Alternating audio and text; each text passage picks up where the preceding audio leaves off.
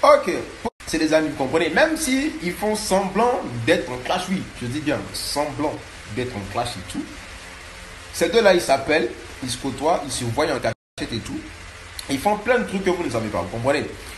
Et il y a en Côte d'Ivoire, il y a ce qu'on appelle le bad buzz financier. C'est-à-dire que quoi en fait?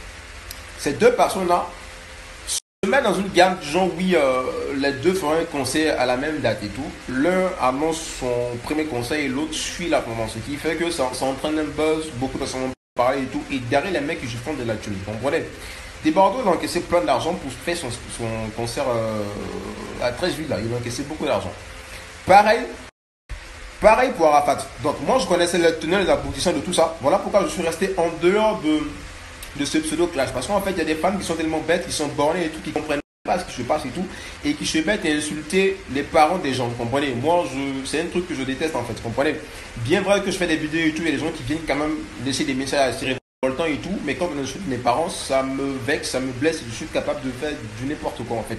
Donc comme je sais que c'est deux grands artistes se couper d'égaler, et que des personnes qui, voilà, il y a des fans moutons qui les suivent et tout, il y a des gens qui ne comprennent pas ce qui se passe, qui viennent pas derrière pour raconter n'importe quoi. Donc j'ai préféré rester en retrait de tout ça parce que les mecs derrière ils se font de la thune.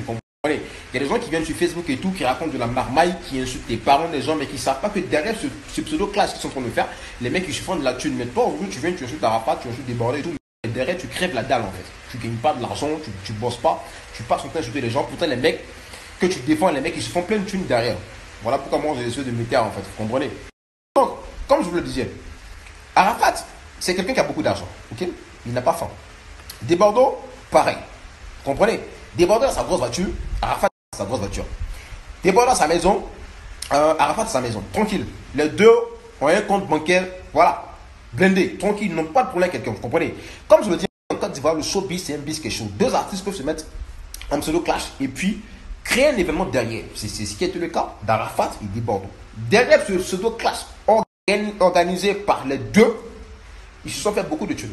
Beaucoup de thunes. Maintenant, toi, le fan, tu viens insulter Arafat, sa mère con, Desbordeaux, sa mère con. Mais toi-même, tu as quoi? Ton compte bancaire est vide. Ton compte Orange Money est vide. Tu n'as pas de carte de crédit, mais c'est toi qui viens insulter des gens qui vivent mieux que toi. Réfléchissez un tout petit peu. Quand il y a un buzz sur Facebook entre deux artistes, dites-vous que derrière ce buzz, il y a beaucoup d'argent que les mecs ils se font. Arafat, il a rempli son spectacle, il s'est fait beaucoup de thunes. Desbordeaux, pareil. Aujourd'hui, je vous parle, les deux là. Comme je vous le disais, Desbordeaux et Arafat se connaissent, ils se font des WhatsApp, tranquilles. Hein. Les mecs, ils organisent des réunions secrètes où ils vont causer, rigoler, boire ensemble, ils mangent ensemble, ils font tout ensemble. Mais après ça, ils font des pseudo-clashs pour engranger beaucoup d'argent. Il faut que vous, les fans, mettez ça dans vos crânes. Si moi, Bravador, je n'ai pas parlé de ce clash, je n'ai pas mis ma bouche sur ce clash, c'est parce que je connaissais les tenants, les aboutissants de tout ça en fait. Vous comprenez? Le showbiz, il est vraiment risqué. En Côte d'Ivoire, il est très, très risqué. Beaucoup d'artistes se mettent en pseudo-clash pour créer des classes bêtes et derrière, ils se font beaucoup de thunes. Vous comprenez, non? Maintenant, toi, tu as assis Desbordeaux, sa mère con, Arafat, sa mère con. Tranquille, il faut les insulter, hein. Mais les deux là, ils n'ont pas faim. Leurs comptes bancaires sont blindés. Ils voyagent comme ils veulent, ils mangent comme ils veulent. Mais toi, tu dors chez ton père, chez ta mère, tu n'as rien, tu n'es rien. Au lieu de chercher avec quelque chose de ta vie, tu passes ton temps à insulter les gens sur Facebook qui vivent mieux que toi. À un moment donné, il faut stopper la bêtise. Voilà, c'était mon point de vue là-dessus. Donc, Arafat et Desbordeaux se connaissent très bien. Ils ont fait leur pseudo-guerre là pour se faire plein d'argent. C'est tout. Il n'y a pas parlable. C'est moi qui vous le dis.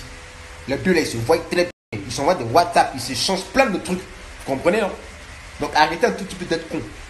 Voilà, c'était le message que j'avais pour vous, pour toutes les personnes qui me posaient la question pourquoi est-ce que je n'ai pas répondu et tout, parce que voilà, c'était un peu ça. Je ne vais pas rentrer dans les détails et tout.